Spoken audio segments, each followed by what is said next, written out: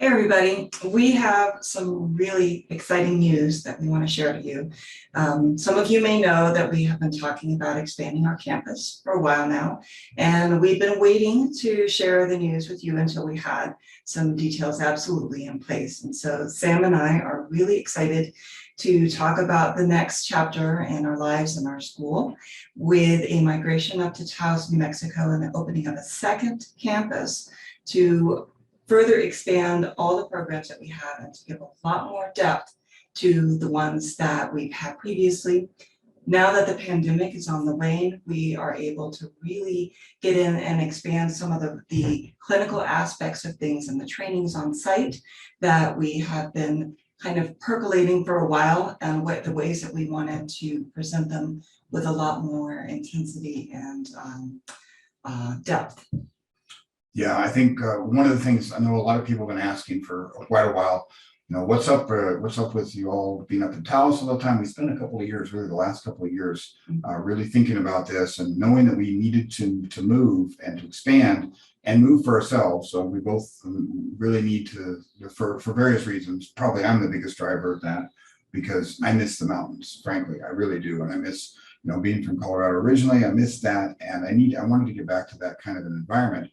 And I kind of wanted to be able to introduce that environment back into the training that we do and go a little bit, I know we started out a lot, and at the very beginning, 30 years ago when we started this, it was all mountain stuff, and there's a lot of mountain survival and that type of thing.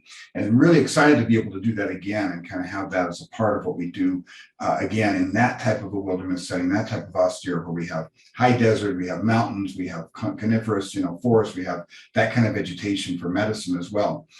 So that's really what we've been doing these last couple of years. And we've been holding off talking about it because we really wanted to make sure we had a place that fit what we need to do. And we found that place. We've been working on this for a while, and we've got the place now. We're well into the process of getting and purchasing this place to be able to not only hold on-site intensives, but also to be able to have a full-time clinic. And that's a huge piece that I feel like the school is going into a 3.0. I would say 1.0 was back in Manitou Springs 30 years ago. 2.0 was San Antonio, Texas, and kind of the 3.0 version here is in Taos. Taos is an amazing little community. It's a great destination location. We are situated literally 10 minutes from town, but we're also situated about 20 minutes from the closest ski area, and maybe 40 or 50 minutes from another ski area. So Angel Fire is the closest ski area to us, about 20 minutes away. Gorgeous area, gorgeous. And we have a property now that borders on National Forest. It's got about 750 feet of river frontage, and that has probably 3 different ecozones in it. It has a riparian river ecozone. It has a kind of meadow, wet meadow. It has a drier alpine, or kind of the drier high altitude desert sagey, and then it has the coniferous, the forest, the juniper, the ponderosa, and the pinon, all kind of meld there as well. So it's an amazing location for us to be able to continue and to work, not just again with the school, but also to be able to open up the clinic full time, which allows us to start really doing some intensives for students to get to that point that they're ready to internship. They can come out and they can intern both in the apothecary and in the clinic. Yes. So one of the questions that I get asked the most by students who are interested in the clinical program is about doing hands-on clinical time. We used to have a community clinic that we did in San Antonio, and we also did our clinical immersion weeks, which we will resume again. But we also wanted to be able to have a clinical environment where you can come in and get time, specifically time learning how to make medicine the way that Sam makes medicine, which is very unique, and get training on all of those techniques and mixing formulations, making the simples, doing the different types of formats, and then doing the clinical intake and working with real clients. And so that is something that we have been wanting to do and just kind of been talking about it literally for these last 2 years of all the things that we've done over the 12 or was it been 15 years, yeah. 15 years in San Antonio. How can we do this and offer students more of this real life experience instead of things that are a little bit less tangible? We want to be able to have students who can get the experience of working with people in the community who have need. And so there's something that's definitely, that's a kind of, in my opinion, that's a game changer. Being able to do work that can affect change for people immediately, and not just like, working on, your family member or your best friend or making up a condition, but at being able to actually work and see the effects of them. Now, that doesn't mean we're opening this new clinic in campus in Taos, New Mexico, but we will continue to have our San Antonio campus. But what this means that is really exciting to us about the New Mexico campus is now we are able to do things like we can have a 5-day intensive for blacksmithing. We can resume our emergency birth skills on site. We'll have a space for that. We can also do the austere program and all of the aspects that will be perfect here in this environment in the mountain region. There's so much that will be available for us to work with here that it's the natural next evolution of the school to be able to bring students into this wilderness environment. Yeah, what Suchil was saying there about the austere program too, I think is really important. We're able to do, so the next big one we have coming up that we've been planning for a while now is the home, what we call the home program, right? The herbal and orthodox medical experience. The whole idea behind that you have a certain amount of online courses you go through, you're ready to go, you come down here ready to hit the ground running, and then we can offer that austere back-to-back 13-day experience where you're doing everything from setting up a remote or post-disaster clinic all the way through, getting your wilderness first responder certification to being able to do this with austere trauma and then work with austere chronic acute, but and also really chronic too conditions, and then putting that all together and setting up and running a real clinic, but in not a clinic in our clinic space necessarily. By that point, I'm going to have an entire kind of setup that's going to be available that we're going to do on a monthly basis for free clinics for medically underserved communities in this area. There's a lot of that. There's lots of opportunity to do that. And I'm putting together a whole kind of remote or a mobile situation to be able to do that, even off-road. Like it's basically an off-road setup and design that I want to do, and be able to pull students into that to be able to do that. And that will be also something that we do on a monthly basis anyway. So if you're up here doing a clinical program internship, that's one of the things that's required is that you do a certain number of those clinical monthly, free clinics that we're doing as well. So all of that kind of goes towards basically, like I said, taking everything to the next level. On the clinical side, then the clinic itself will be an integrative clinic. It's not going to be just myself, right? And at this point, for those of you who didn't know, I'm finishing up my acupuncture, my master's of science in acupuncture oriental medicine, MSAOM.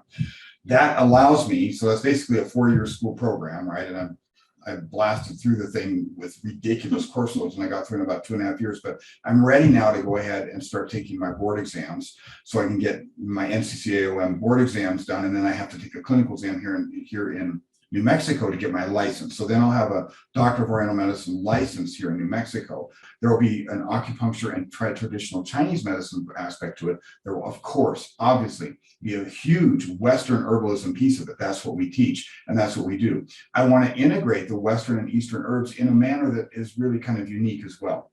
This aside from acupuncture and needles completely, and I can start that right away, to where we're doing different types of medicine making. We're applying some of these same herbs in different ways, and we're overlapping those in some amazing ways. And I have a lot to share on that, and I have a lot to learn on that too, but it's a really amazing journey. And I want to be able to bring all of that back into the curriculum and add some really interesting depth that we haven't had yet. But we definitely are going to have other practitioners that are a part of this integrative clinic. It's not just me. So that gives students a really good chance to be able to get experience, not just in herbalism, but to really have a better understanding of functional medicine, of sports medicine, for instance, of some basic, of course, first aid is always a part of what we do, of Chinese medicine, of the application and integration of all of those things together, of running a clinic and even insurance issues. All of that stuff is part of this. So that when you come through our program, I know it's been fairly didactic because of COVID and everything has been, but this was a chance for you to actually get not only the experience that you need if you want to, for instance, get AHG registered herbalist status, and it gives you those hours, those clinical hours, but it gives you an immense amount of experience for you to be able to open up your own clinic and run that. So you can still get all of that experience and take that back to be able to work as a clinical herbalist or an educator or both, or have your own brick and mortar apothecary and store where you're also a community herbalist, basically, because people are coming in and buying herbs, they need advice. All of those pieces are pieces that we're but helping you to be able to put together through the clinical program. And then, of course, the austere program is going to expand as well to be able to give you that hands-on experience out in the field right here where we are functioning on our property that's set up for all of these things as well. Yeah, I agree with all that. That's a lot of great detail that you just gave there. I think what is the most exciting to me about what we are building here with this expanded version of the Human Path and Herbal Medics Academy is the direction that the clinical program is going to go, and also the direction that the austere program is going to go.